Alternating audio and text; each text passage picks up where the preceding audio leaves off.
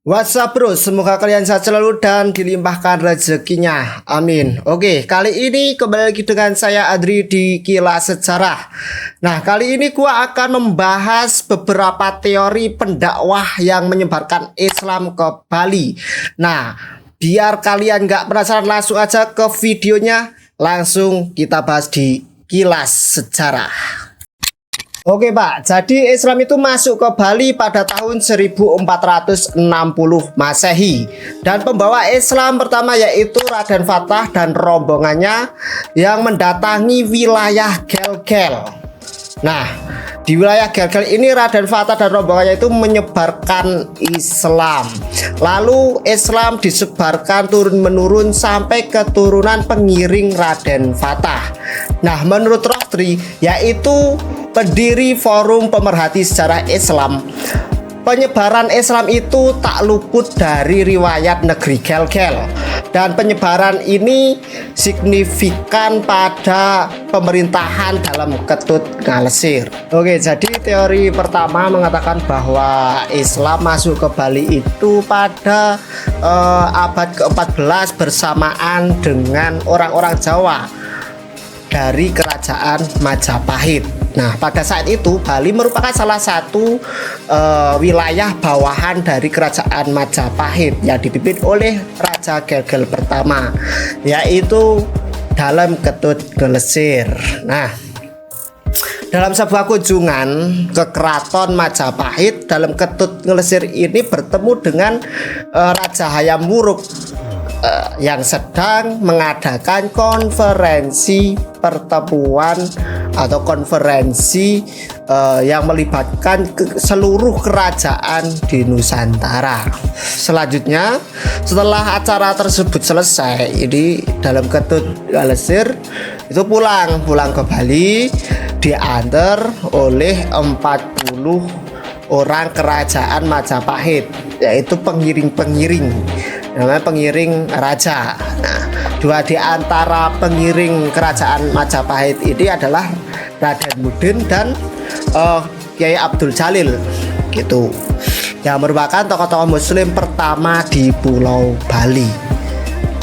Nah, kedua orang ini menetap di Bali, tentunya ya di Gelgel, dan membangun masjid pertama di Pulau Bali, yaitu Masjid Gelgel.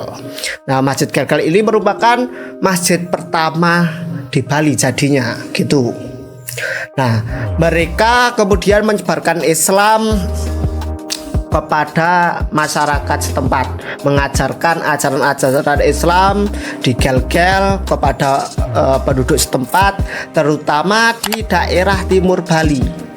Nah, Raden Mudin menetap di Banjarlebah, sedangkan Kiai Abdul Jalil melanjutkan perjalanan hingga desa Saren. Gitu Pak, itu teori yang pertama. Kita lanjut ke teori yang kedua. Oke Pak, jadi teori kedua ini menyatakan bahwa Islam masuk ke Bali melalui jalur perdagangan maritim Nusantara dengan India dan Timur Tengah. Nah, pada abad ke-15 dan abad ke-16 banyak sekali pedagang yang singgah.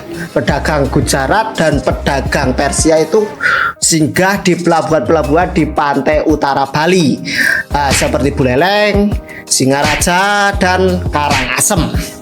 Nah, mereka membawa barang-barang dagangan seperti kain, rempah-rempah, perhiasan, dan buku-buku agama. Mereka selain berdagang juga berinteraksi dengan penduduk dan menyampaikan dakwah Islam. Nah, jadi mereka itu menyelam sambil minum air, gitulah umpamanya.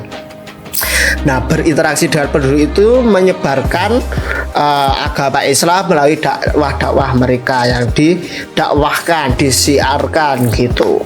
Nah, salah satu tokoh Muslim yang dikenal atau yang terkenal dari Gujarat yaitu Syekh Yusuf Al-Makassari.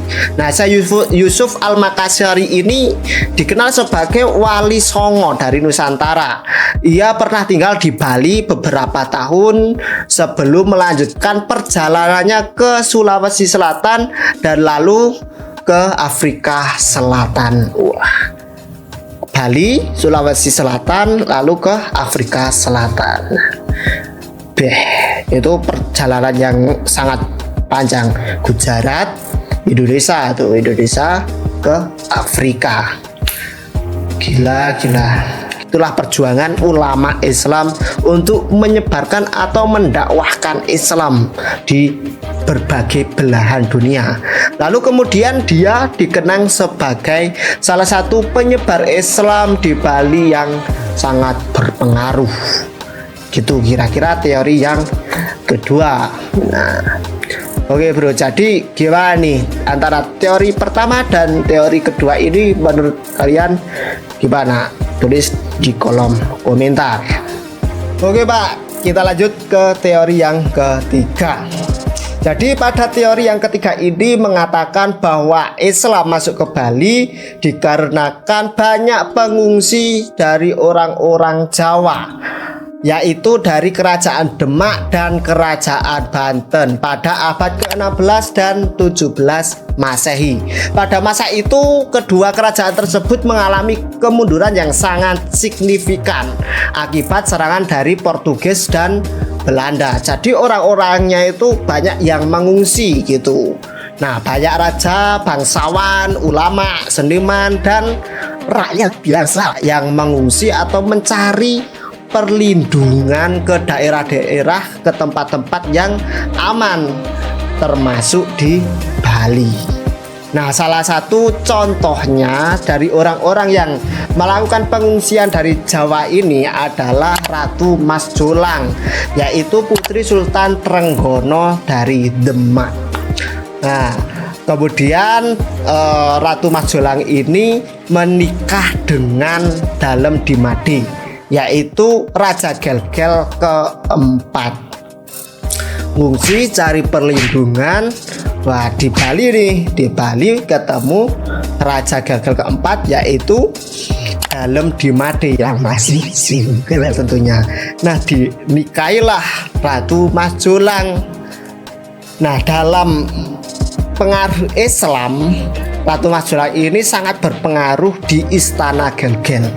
Islam itu bisa menyebar di Istana Gelgel karena Ratu Mas Jolang menikah dengan Dimade atau Dalem Dimade.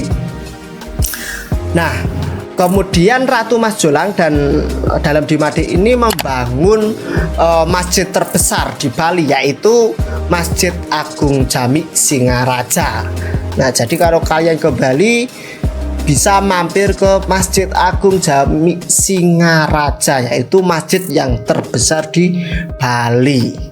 Ia juga dikenal sebagai pendiri Kerajaan Buleleng, yaitu kerajaan pertama Islam di Bali. Kerajaan Islam pertama di Bali, yaitu Kerajaan Buleleng.